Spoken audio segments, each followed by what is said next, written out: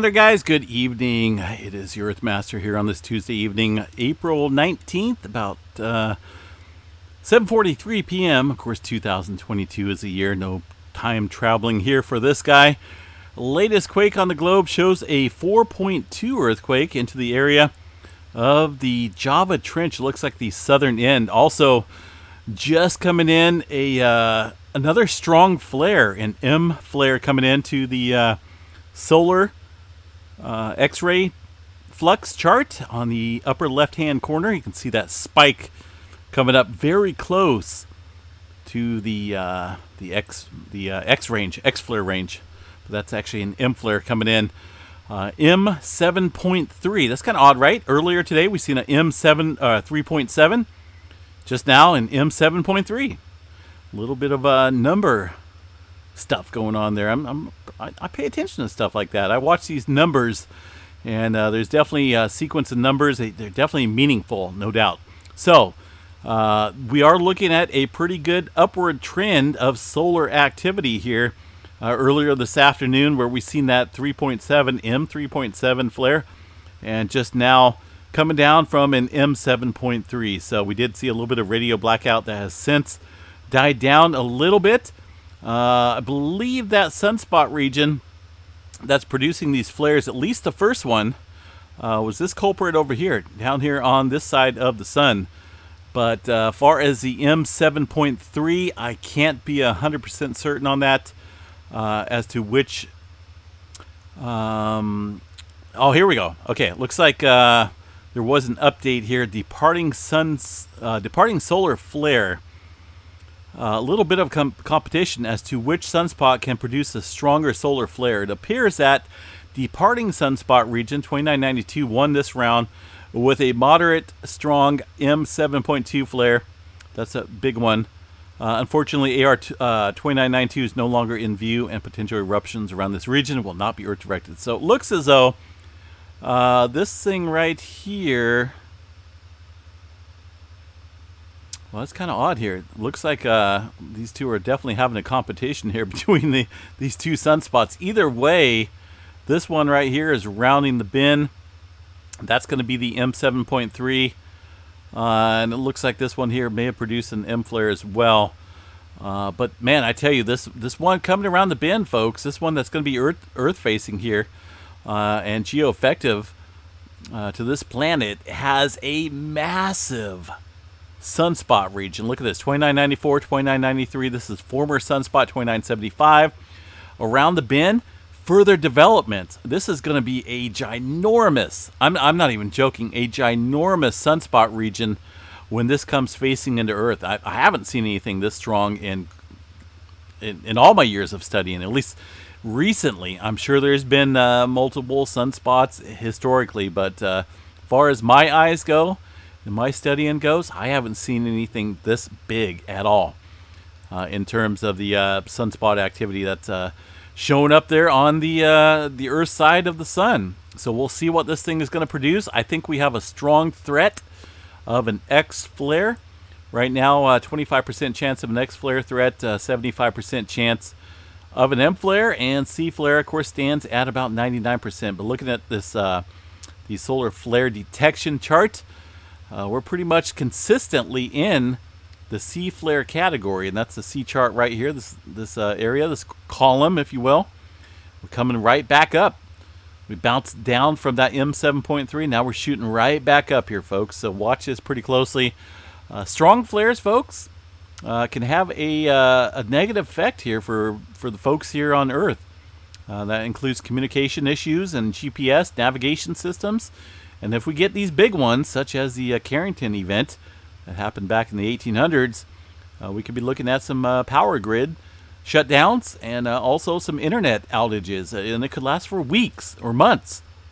So, and there's definitely been some stronger flares than the Carrington event. I'm not going to go into that tonight. Maybe we'll cover that in another update. But that one occurred, man, I can't remember when it was. I think 900 AD.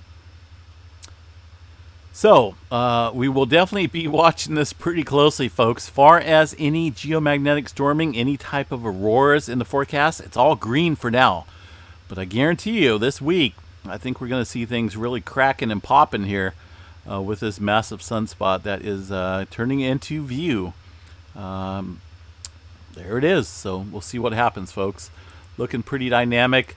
The complex activity here is not super great, but it is getting a little bit of intermixing here around the 2994, 2993 sunspot region. And we'll see what happens with this growing 2995 as the days come on. So, all right, let's go on to the earthquake activity, where we're looking at some movement down into Southern California. Definitely turning into a swarm down here at the southern end of the San Andreas Fault here. This is the Brawley seismic zone. So pretty much, I mean, if you really want to look at it, it's somewhat one and the same. The San Andreas Fault, the plate boundary here, Brawley seismic zone, Imperial Fault, Pacific North American Plate. Okay, pretty much one and the same, but they got different names for it. And we're not 100% certain exactly on the, these are, I don't know. I don't like how they name them separate faults here. There's a little bit of reasoning behind it, but this whole area isn't fused together. So there's got to be a plate boundary in between these two, and this is the plate boundary. So the swarming activity here is occurring just south of Brawley, and that's definitely an area I won't be visiting again. I remember going down there last year, and it's not a place I would prefer to visit. Not good. I was checking out the Salton Sea in the middle of summertime, and it was hot, stinky, and it was not cool. Not my type of area at all. 21 earthquakes or so within this area of Southern California. The largest one so far, a 3.7. This is kind of a downgrade. I believe it was a 3.9 earthquake. The depth of these earthquakes is a little bit concerning here. So these are some deep movement earthquakes here in the area of the plate boundary, right? And this is kind of down there. And this is where the locked area, this is kind of where the accumulated stress builds up along the San Andreas Fault, way down there, such as these earthquakes here, 15 kilometers. That's something to watch very closely. I know we've seen swarms closer in the past, up here just south of the Salton Sea area. It's probably around this region here where we're seeing this earthquake, the 1.2. But this deep movement here has me a little bit concerned, and that's kind of why I'm watching the earthquake activity here along the San Andreas Fault pretty closely. And we're putting out a watch here for this zone, folks. Not a prediction, but definitely a watch, earthquake watch here for the San Andreas Fault, and that's due to the swarming activity. Not only the swarming, but the depths are very, very key into possibly predicting a big one on the San Andreas Fault. We got to watch these deep earthquakes because those kind of trigger. They can trigger the strain down below the surface, way down below the surface. What else we got here? And you got to think about this here, folks. Let's go back over the last 7 days here. I don't want to get too far ahead. 7 days, all magnitudes. Of course, we had that earthquake down here south of Tijuana off the coast of Baja, Mexico. 4.6, right? Deep movement, 14 kilometers for that earthquake. Then we've seen a swarm of movement over here off the Imperial Fault, and then now it's moved up closer to the San Andreas Fault. So it would be pretty wise to note, ooh, look at that, USGS shutting me down. Well, what's going on there, USGS? Did not like me there for a second. It would be pretty wise to take note of the movement and the deep activity and the swarming that's taking place here in this region. This area, 8.1, or I think it's possibly greater. We got 30 feet of buildup, at least 30 feet of strain accumulated since about 1680. Since this segment here, 1680. This is San Andreas Fault, San Andreas. Sometimes I know I spit it out pretty quickly, but I know how to pronounce it. San Andreas, right? This is not the central section or the northern section. This is the area that hasn't seen any large-scale movement in well over 300 years. So think about it, folks. Is it just going to build up until it's fused together? No, it's going to release. And these little swarms, all it takes here possibly is a couple earthquakes way down there to trigger that big one. It's not fear-mongering. It's just the word of the wise to be cautious here, to pay attention to what's going on in Southern California. Ridgecrest area filling in a little bit. No significant movement, though. Just typical aftershock sequences and a little bit of activity out here around the Avenal area. This here is in the San Joaquin Valley. Look at that earthquake, a 2.3 at 26 kilometers. Are we dealing with a subduction zone here? No, but I think we're dealing with some major adjustment going on here between the North American and Pacific plate, and that's the key, folks. Watch the deep movement. This is automatic status, so it has not been reviewed yet. At 26 kilometers. Let's back out of here and take a look up north here. Bay Area looks pretty quiet. Not a whole lot going on in the area of the San Francisco region. Of course, 1906, right? The last major earthquake in the Bay Area. So a little bit of accumulated stress, but I don't think there's enough slip rate there to see any type of major movement in the Bay Area, at least far as the San Andreas Fault goes. Hayward Fault, yes. Calaveras Fault, possibly. The Cobb Mountain area, still seeing some movement. Of course, we've seen a little bit of activity here late last night, early this morning in the Cloverdale area along the Macama Fault. It's a coastal range fault system. It kind of stretches up here into the Willits area northward. It's a pretty lengthy fault system. It does accumulate quite a bit of stress, and it's secondary here in the northern area to the San Andreas Fault, far as the Pacific Plate and the North American Plate goes. So a little bit of movement up there on the northern end. Cascadia looks pretty quiet. Nothing showing up here on the earthquake map. Yes, we did see this earthquake at about 5 o'clock this morning, and the well off the coast in the Blanco fracture zone, about 10 kilometers or so below the surface.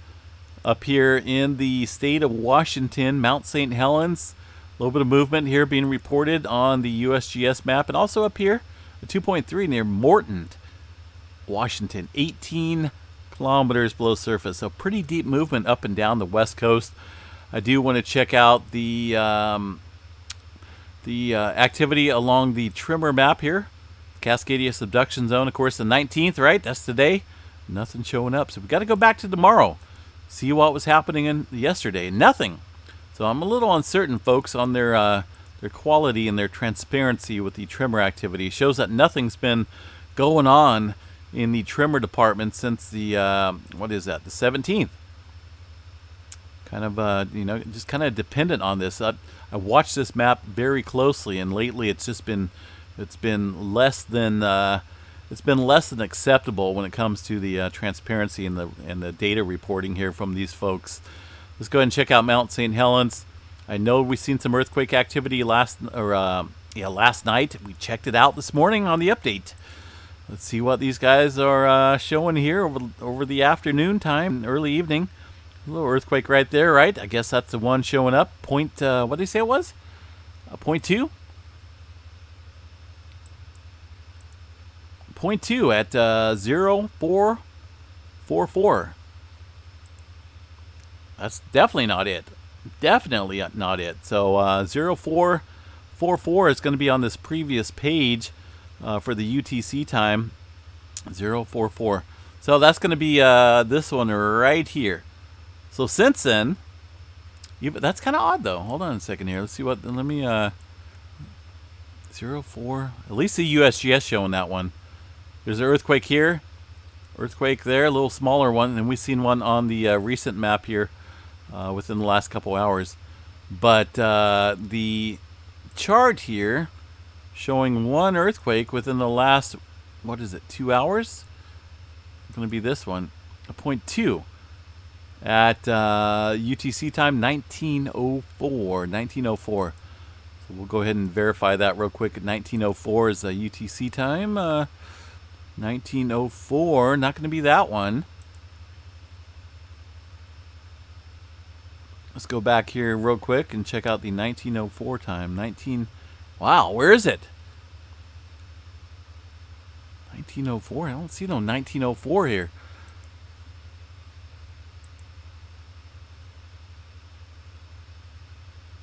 Let's see. No, these guys are showing, okay. 1904, I read that wrong. 044. So that's the one that USGS is showing. So these guys haven't even updated their map here with the recent earthquake we've seen on the seismographs there. So, all right. Let's go ahead and move on past that. Either way, no major movement going on. At least I can tell there at Mount St. Helens. The rest of the West Coast, the movement throughout the Nevada area into, looks like a little earthquake out here outside of Continental Park, Arizona. 16-kilometer deep earthquake. 1.6, some deep movement going on. I tell you, folks, along the West Coast. Yellowstone, a little bit of activity outside of Yellowstone Lake. Let's go ahead and check out the Yellowstone overview real quick and see what we got cooking out here. Looks like kind of hard to tell if this is earthquake activity. Kind of looks like some instrument adjustments or errors. That's definitely not earthquake activity. It's too thin. It does not look like earthquake activity whatsoever. No movement here on the western part of the park, so everything looks pretty calm there at Yellowstone National Park currently. Eastern part of the country, or at least the southern plains, a little bit of movement out there in the beautiful state of Oklahoma. Out here around Clinton, right? Or Quinton. Keep forgetting that name. This area has seen a little bit of swarming here. There is some fault systems that run through here. These are about 7 miles or 7 kilometers deep. I'm not for sure if these are fracking related or not, but I do know specifically there is definitely fault systems that run out there. But the looks of this, it looks like there's some gas and oil fields out there as well. That's going to be these boxes right here within just a couple 100 feet of each other where these earthquakes are taking place. And they're scattered out and about throughout the land there with those earthquakes ongoing. Let's check out the eastern part of the country here. What do we got going on? Not a whole lot. New Madrid zone looks pretty calm for now. Seeing a little bit of swarming and uptick in movement along the eastern part here, east of Puerto Rico, up around the Puerto Rico Trench. South America region, not a whole lot going on. A couple small earthquakes in the Peru-Chile Trench. And a little bit of activity out here in the Tonga. Of course, we had that 5.9 earthquake that occurring earlier today. Still getting a little cluster of movement here along the Philippine Trench.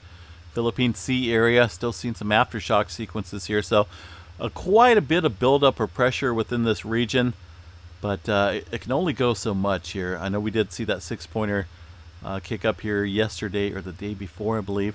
But look at the back end here. Look at all this quiet zone activity here around the Mariana Trench and the Japan Trench northward. Extremely quiet.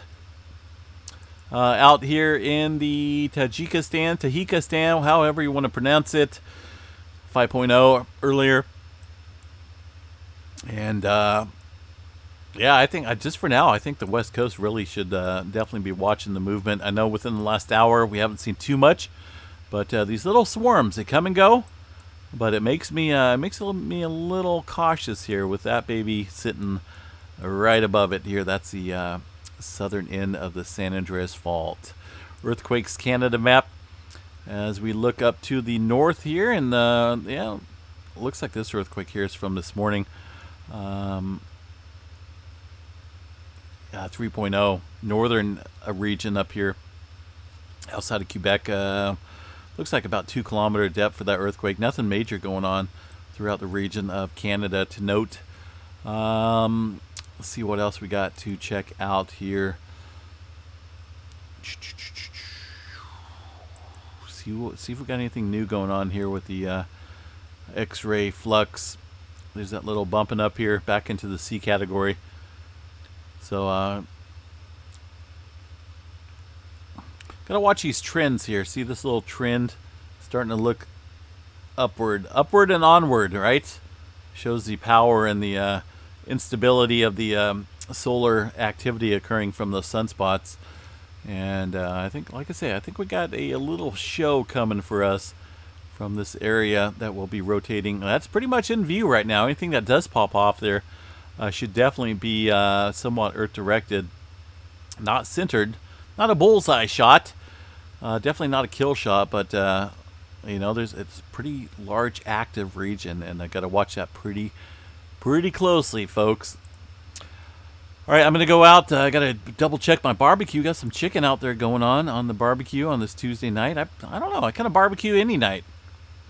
Just all depends on what I want to have for dinner, right? It doesn't matter if it's 80 degrees, 20 degrees, or raining or windy. Every night in my book is a good night to barbecue, so I'm going to go out there and double check that. Make sure I'm not cooking up some chicken jerky. Everything's still just kind of as is here, folks. I'm going to bring back the data here just a little bit. Quite a bit of movement kicking up here around the Indonesia area and the Java Trench. There was that 5.0 way out here. That one looks like it just coming in there, 5.0 on the Earthquake 3D globe. Kind of out there in the middle of the mid-Indian Ridge. That one occurring, looks like just a little bit ago. So a little bit of further movement around the globe in that area of the world. All right, folks. We will chat you guys a little bit later. Hope everyone has a glorious night. Stay safe out there. And I'm going to keep the earthquake watch up here for Southern California right now. Any type of swarming there. I kind of like to issue a watch. Even if activity dies down the rest of the night, I try to keep it up for at least 24 hours because it's just something to watch pretty closely there. Any swarming around a major fault, we got to watch that pretty close. All right, guys. Have a good night.